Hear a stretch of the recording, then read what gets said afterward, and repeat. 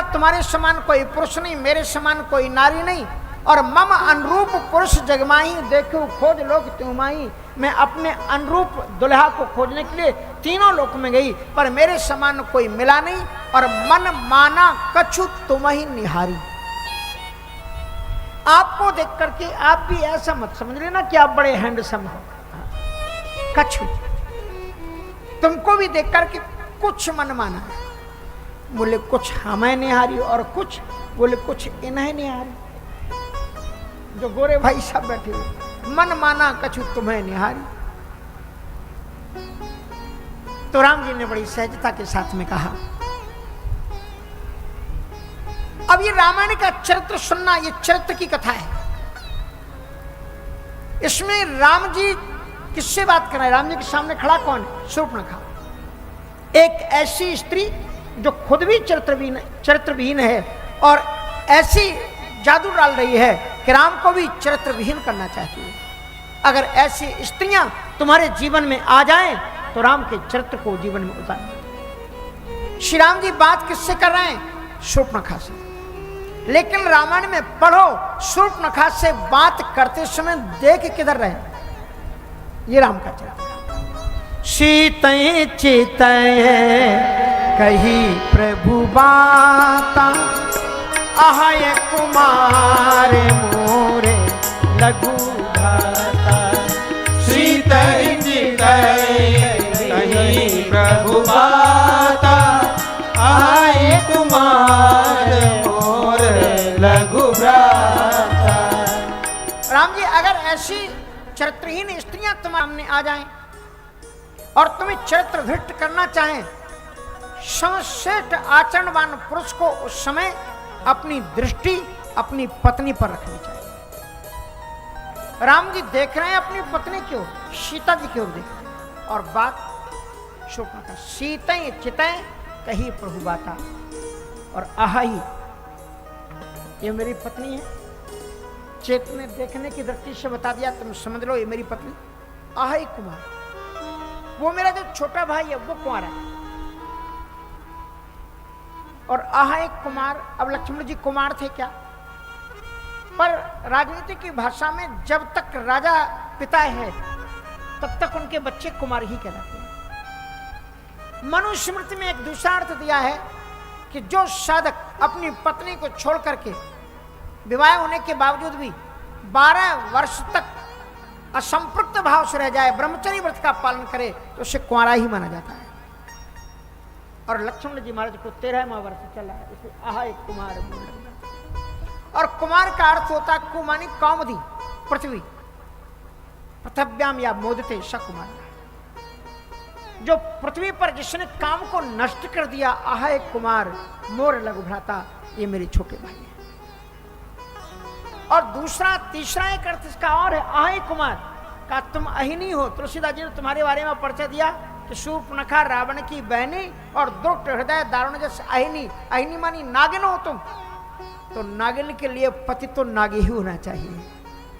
और ये जो मेरा छोटा भाई है ना, अहि ही, अहाई का अर्थ दूसरा कर दिया, अहि ही, ये नागी ही है, तुम उसके साथ में सुशोभित होगी।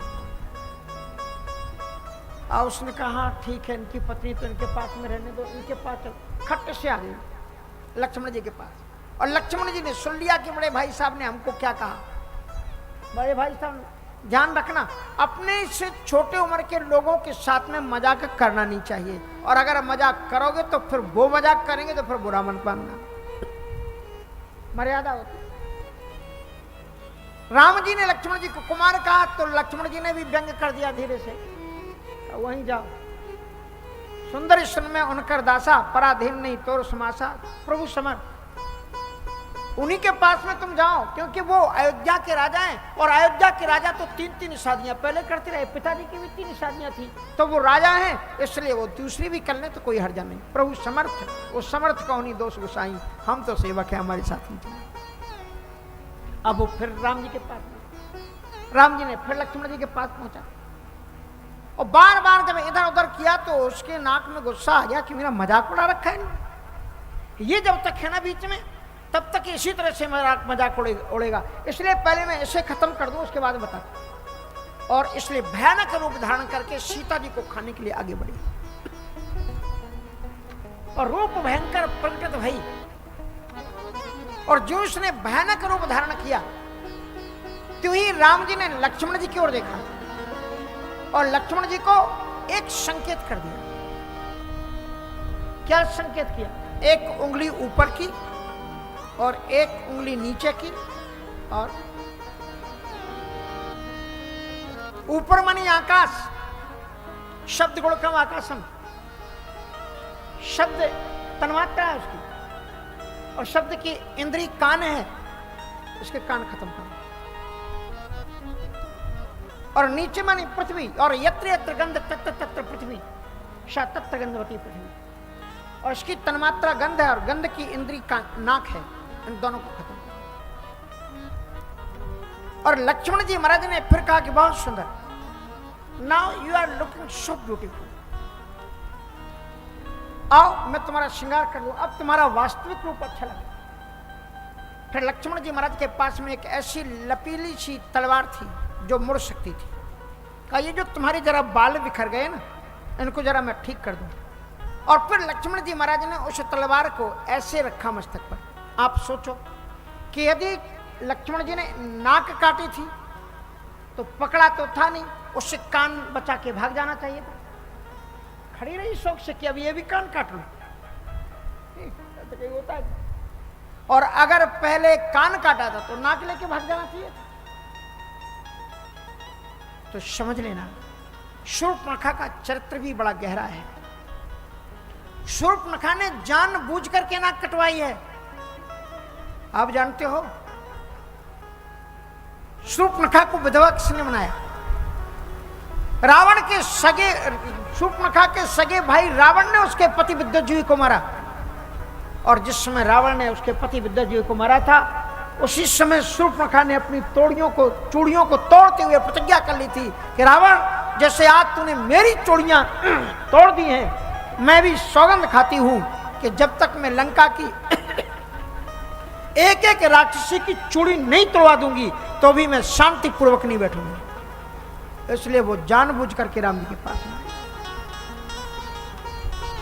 नाक कान बिन भई विकरारा, खरदूषण के पास गई।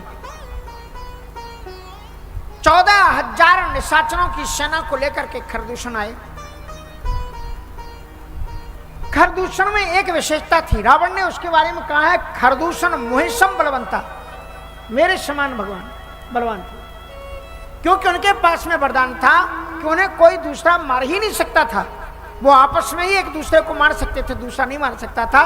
इसलिए राम जी ने ऐसा जादू किया कि वो भाई 14,000 निशाचर एक दूसरे में राम दिखने लगे और देखें फर्श पर राम कर संग्राम रूपदल लड़े। शूर्पणखा ने रावण को बात सुनाई। रावण मारीच के पास आया और मारीच ने स्वर्ण रूप धारण किया। पंचवटी से सीता जी की हरण की घटना हमारे जीवन में बहुत बड़ी प्रेरणा देती है। शास्त्र कहते हैं यह तो धर्म तत्व सुखम, जहां धर्म है वहां सुख है। और सीता जी धर्म के लिए आई थी, फिर सीता जी के जीवन में यह दुख क्यों आया? तो एक प्रसंग को नोट करना कि सीता जी का हरण पंचवटी से होता है। यदि कोई व्यक्ति अपने जीवन में पतित होने से बचना चाहता है तो 4 सिद्धांतों को आप पालन करो, 4 निष्ठाएं आप अपने जीवन में रखो। सबसे पहली निष्ठा हिंदू धर्म में क्या होनी चाहिए? अपने धर्म में निष्ठा। अगर आपकी अपने धर्म में निष्ठा होगी तो आप अपने देवताओं की पूजा करोगे, इधर उधर जाकर के मजारों पर चद्दन नारियल नहीं फोड़ोगे। हनुमान जी जैसे देवता जिसके पास में हो, भगवान जिसके पास में। इसलिए सबसे पहले अपने धर्म में निष्ठा रखो। दूसरी चीज ईश्वर में निष्ठा, तीसरी चीज संत में निष्ठा रखो, सदगुरु में निष्ठा रखो, और चौथी चीज संतों के उपदेश में निष्ठा रखो। सीता जी में जब तक ये चारों चीजें नहीं, असली जो सीता जी हैं भगवान श्री राम जी ने तुम पावक महु करो निवासा, वे अग्नि में समा गई और निज प्रतिबिंब राखता सीता। अब ये नकली सीता जी है, पर उन्होंने भी बड़ी सुंदर प्रेरणा दी कि 4 निष्ठाएं जब जाती हैं, क्योंकि सीता जी राम जी से कहती हैं कि सत्य संग प्रभु बध कर यही।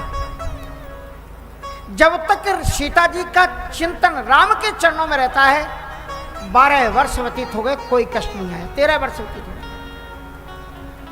लेकिन जब सीता जी राम के चरणों से अपने चित्त को हटा करके सोने की मृग की ओर देखते हैं, वहीं से उनके जीवन में दुख का प्रवेश हो जाता है।